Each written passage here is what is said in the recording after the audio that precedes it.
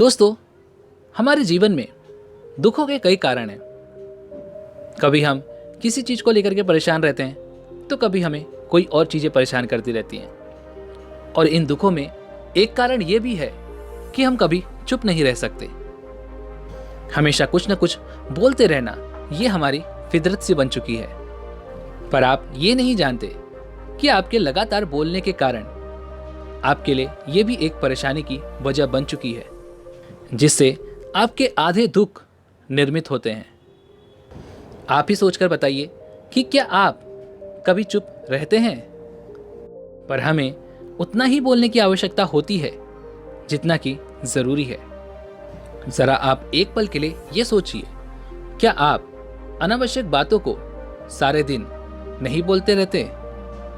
एक पल के लिए आप जरा ये सोचिए, समझिए कि आपने दिन भर में क्या क्या बोला है और उसमें से कितनी उचित बातें थी और कितनी अनुचित। जब कभी भी हमारे परिवार में कोई छोटे मोटे झगड़े होते हैं तो वो इन्हीं बातों की वजह से होते हैं, इन्हीं बोलने की आदत की वजह से होते हैं। और हम इसे चुपचाप क्यों सहें? हम भी बोलना शुरू कर देते हैं। हम एक दूसरे को नीचा दिखाना चाहते हैं, हम एक दूसरे को सुनाना चाहते हैं, जो भी मन में आए वो सब सुनाकर रख देना चाहते हैं। हमारा तो बस एक ही मकसद है कि सामने वाले को ये दिखाना है कि तू गलत है और मैं सही।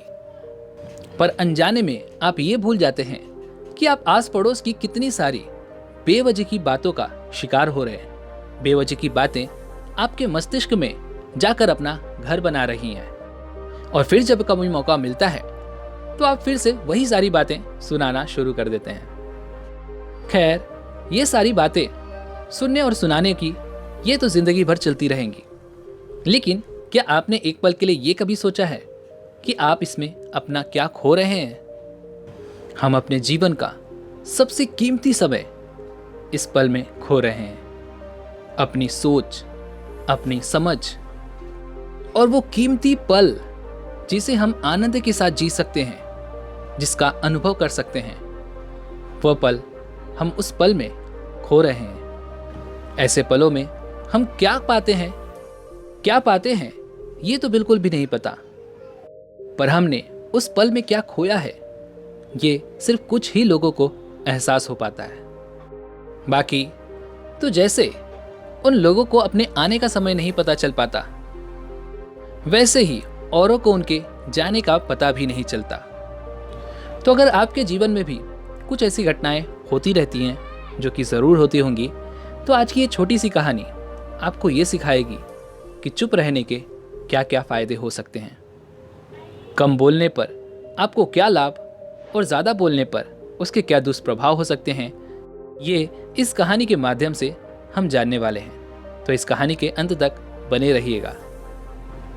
किसी नगरी में एक महान बौद्ध भिक्षु रहा करते थे। उनके कई शिष्य थे। उनमें से एक शिष्य, जिसे बोलते रहना बहुत पसंद था, वो इधर उधर की बातें अपने मित्रों के साथ साझा किया करता रहता था। वह जब कभी भी भिक्षा मांगने अलग अलग घरों को जाता, तो वहाँ की वो सारी बातें वो आकर अपने मित्रों से ज़रूर बताता था। और तो और वो अपने एक मित्र की बुराई दूसरे मित्रों के साथ किया करता था, और अपने आप को एक महान शिष्य बनाने की कोशिश में लगा रहता था। वो अपने मित्रों से अपनी बड़ाई करने में कभी पीछे नहीं हटता था। वो कहता था कि मैं एक बड़े घर का लड़का हूँ, मेरे पास धन दौलत की कोई कमी नहीं है, मेरे पास इतनी दौलत है कि मेरी कई पुश्त आराम से बैठकर खा सकती थी, लेकिन मैं यहाँ सत्य की खोज में आया हूँ। मेरा ये बलिदान मेरा पूरा परिवार याद रखेगा। एक दिन उन बौद्ध भिक्षु ने एक सभा बुलाई। उस सभा के अंदर ये सभी शिष्य भी मौजूद थे। उन्होंने कहा कि आप सभी को 1 महीने के लिए कोई एक ऐसा संकल्प लेना है जिसे आपको 1 महीने के अंदर पूरा करना होगा, जिससे आपकी संकल्प शक्ति भी बढ़ेगी और आपके अंदर शक्ति का संचार भी होगा। और हाँ, याद रहे कि आप अपने मनोबल के हिसाब से कोई भी एक संकल्प ले सकते हैं, लेकिन ये भी याद रहे कि अगर किसी का संकल्प टूटता है तो वह वापस अपनी दिनचर्या पर वापस लौट आएगा। यह कहकर वह बौद्ध भिक्षु उस सभा से चले जाते हैं। सभी शिष्य आपस में बातें करने लगते हैं और अपने लिए एक छोटा छोटा संकल्प चुन लेते हैं और उस संकल्प के बारे में अपने उन बौद्ध भिक्षु को यानी उन गुरु को अवगत कराते हैं। लेकिन वह एक शिष्य जो अपने आप की बड़ाई किया करता है, वह उन गुरु के पास वापस जाता है और उनसे कहता है कि हे गुरुवर, मैं कोई छोटा मोटा संकल्प नहीं लेना चाहता, मैं अपने हिसाब से कोई बड़ा संकल्प लेना चाहता हूँ, तो आप ही मुझे बताइए कि मुझे क्या संकल्प लेना चाहिए। इस पर वह गुरु मुस्कुराने लगे। उन्होंने कहा, तुम अपने हिसाब से कोई भी संकल्प ले सकते हो। अगर मैं तुम्हें कोई संकल्प दूंगा तो क्या तुम उसे पूरा कर सकोगे? क्या तुम्हारे लिए यह संभव होगा? मुझे लगता है कि तुम्हारे लिए यह संभव नहीं हो पाएगा, इसलिए खुद से ही कोई संकल्प ढूंढ लो। उस शिष्य ने कहा, नहीं गुरुवर, आप मुझे जो भी संकल्प देंगे मैं उसी संकल्प को पूरा करूंगा। इस पर वह बौद्ध भिक्षु कुछ समय के लिए चुप हो गए और फिर उन्होंने उस शिष्य से कहा, अच्छा ठीक है, अगर तुम मेरे दिए गए संकल्प को पूरा करना चाहते हो तो मैं तुम्हें 1 माह के लिए चुप रहने का संकल्प देता हूं। क्या तुम ये पूरा कर सकोगे?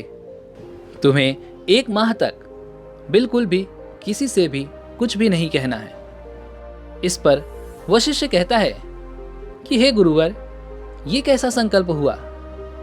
ये तो बड़ा ही आसान है, बस 1 महीने के लिए मुझे चुप ही तो रहना है।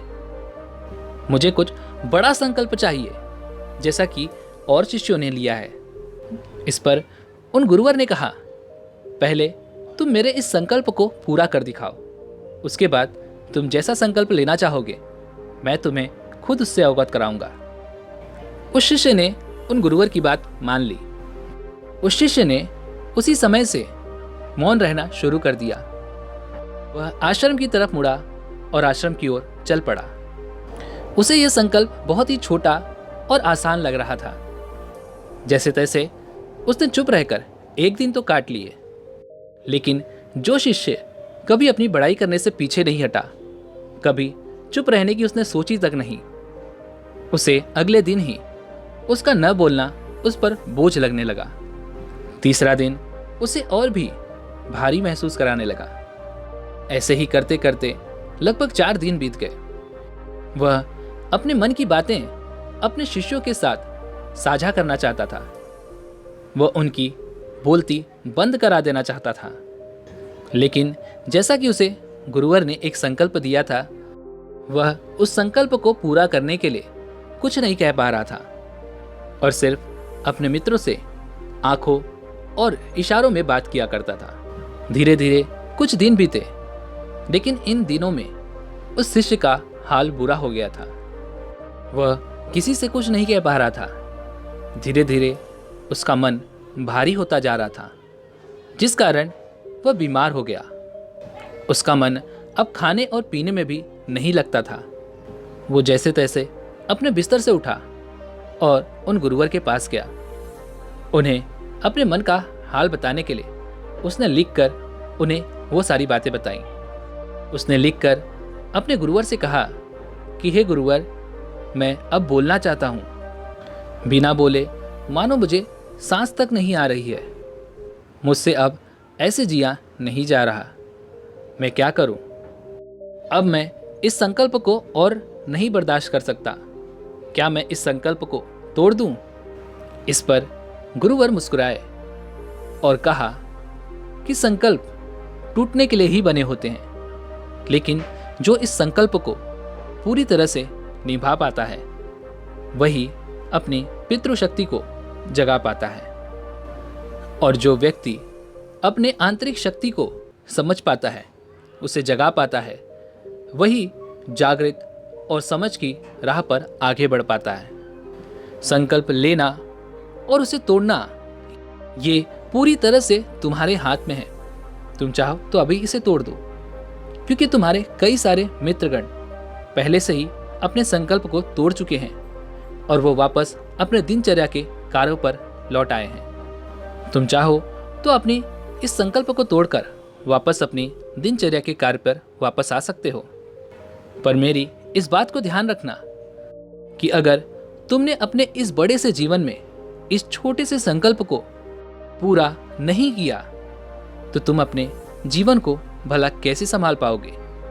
फैसला तुम्हारे हाथों में है। गुरुवर की इन सभी बातों को सुनने के बाद उस शिष्य के मन पर एक गहरी चोट सी लगी। वह बिना कुछ कहे वापस वहां से अपनी कुटिया में लौट आया और उसने अपने आप को उस कुटिया में बंद कर लिया। वह सिर्फ अपने जरूरी कामों के लिए ही उस कुटिया से बाहर आया करता था। धीरे धीरे ऐसे ही 15 दिन बीत गए।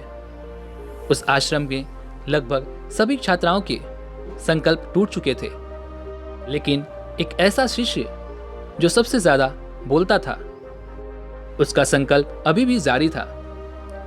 उसके मित्र ये सोचते थे कि जो इतना बकबक करता था वो भला कैसे शांत रह रहा है, बिना बोले अपना जीवन कैसे व्यतीत कर रहा है। 15 दिन बाद वह अपने गुरुवर के पास वापस लौटा। उसने गुरुवर को लिख के बताया कि हे गुरुवर, बाहर से तो मैं बिल्कुल चुप हूं, मैंने किसी से भी अब तक एक शब्द नहीं कहा, लेकिन मेरे भीतर बहुत सी आवाजें हैं, बहुत से विचार हैं जिन्हें मैं सबको बताना चाहता हूं, जो मैं अपने आप से ही भीतर भीतर बोलता रहता हूं। तो क्या मेरा ये संकल्प अभी भी जारी है? इस पर गुरुवर ने कहा, हाँ, तुम्हारा संकल्प अभी भी जारी है, पर अगर तुम्हारे कानों में आसपास के लोगों की बातें, आवाजें पड़ती रहेंगी तो तुम्हारा मन भी बोलने को करता रहेगा। भले ही तुम अपने मुख से ना कुछ कह पाओ, लेकिन भीतर तुम्हारे ये बातें चलती रहेंगी। तुम्हें इन आवाजों से, इन बातों से दूर जाना होगा। इतना सुनकर वह शिष्य अगले ही पल गुरुवर को प्रणाम करता है और वहां से कहीं दूर चला जाता है। वह एक घने जंगल की ओर चला जाता है। धीरे धीरे संकल्प का समय पूरा हो चुका था, लेकिन अब तक वह वापस नहीं लौटा। सभी को यही डर था कि कहीं उसे किसी जंगली जानवर ने खा तो नहीं लिया। देखते ही देखते पूरे 6 महीने बीत चुके थे। उसे खोजने की हर मुमकिन कोशिश भी की गई, लेकिन वो कहीं नहीं मिला। फिर अचानक एक दिन वह शिष्य उस कुटिया में वापस आया। उसे देखकर सभी बहुत खुश हुए और उससे बातचीत करने लगे। उस शिष्य ने भी अपने मित्रों से बातचीत की। इसके बाद वो अपने गुरु से मिलने चल पड़ा। गुरुवर के पास वह पहुंचकर कहता है कि हे गुरुवर, क्या मैं अभी भी मौन हूं? क्या मैं चुप हूं? क्या मेरा संकल्प अभी भी जारी है? इस पर उन गुरुवर ने उस शिष्य की तरफ देखा और कहा, बिल्कुल, तुम अभी भी चुप हो, मौन हो और तुम्हारे मुख से एक शब्द भी नहीं निकल रहा। तुम्हारा संकल्प अभी भी जारी है। शिष्य ने कहा, हे गुरुवर, जब मैं यहां से गया था तो मेरे मन में कई सारी आवाजें थीं, कई सारी बातें थीं जो मैं लोगों से कहना चाहता था, जो कि बंद ही नहीं होना चाहती थी। मैं यहां से जंगल की ओर चल पड़ा। वहां जाकर वो आवाजें और भी ज्यादा तेज हो गईं। पुरानी से पुरानी आवाजें भी अब मुझे सुनाई दे रही थी। मुझे लगा मानो कि मैं पागल सा हो गया हूं। पर जैसे जैसे दिन बीतते गए मुझे ये समझ में आने लगा कि मैं कितना ज्यादा बोलता था, मैं कितना गलत बोलता था। मैंने अपने परिवार को छोड़ दिया ये समझकर कि मैं सही हूं, लेकिन मैंने उन्हें कितना भला बुरा कहा था ये आज मुझे एहसास हो चुका है। लेकिन धीरे धीरे एक एक करके ये सारी बातें मेरे मन से खत्म होती गईं। बाहर से भी कोई बात करने वाला मेरे आसपास नहीं था और अंदर की जो आवाजें थीं वो भी अब खत्म हो चुकी थीं। चारों ओर केवल शांति थी। कुछ आवाजें आती तो थीं, लेकिन मैं उन पर ध्यान नहीं देता था। और कुछ ऐसी आवाजें थीं जो आज से पहले मैंने कभी नहीं सुनी थी, जैसे चिड़िया के चहचहाने की आवाज, हवा के बहने की आवाज, पानी के बहने की आवाज। इतनी शांति मानो मैंने कभी महसूस ही नहीं की थी। और इस शांति को भंग करने के लिए मैंने अपने मुख से पहला स्वर बोला, हे ईश्वर, ये कैसी शांति है। हर तरफ इतनी शांति क्यों है?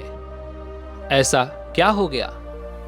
मैं चिल्ला रहा था, पर मेरे चिल्लाने पर भी वह शांति भंग नहीं हुई। मैं वापस आया, अपने मित्रों से मिला, उनसे बातें की, आपसे बातें कर रहा हूं, दुनिया में चल रहा हूं, सब कुछ सुन रहा हूं, पर मेरे भीतर एक एकांत सा है। भीड़ में होते हुए भी मैं अकेला सा महसूस कर रहा हूं। एक शांति, एक एकांत। जब मैं खुद में भी शोर करना चाहता हूं, तब भी मैं एकांत रहता हूं।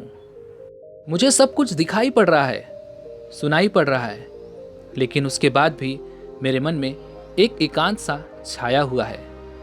इस पर गुरुवर ने कहा, जब तक हम बाहर की ओर बोलते रहेंगे, तब तक हमारे मन में एक शांति सी बनी रहेगी। जिस दिन हम भीतर की ओर झुक जाएंगे, उस दिन वो शांति भंग हो जाएगी और हमारे मुख से न जाने क्या क्या निकलता रहेगा, लेकिन हमारा मन यूं ही शांत रहेगा।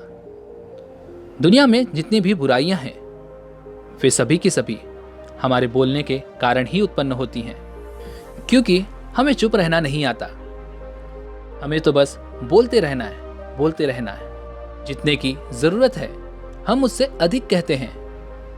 दूसरों को बस सुनाते रहना है और उनकी बोलती बंद रखनी है, और बस हमारी जिंदगी का यही एक मकसद रह जाता है, जिस वजह से बोलने में हमारी सारी की सारी ऊर्जा यूं ही व्यर्थ नष्ट हो जाती है। दुनिया की सारी लड़ाइयाँ बोलने के कारण ही होती हैं।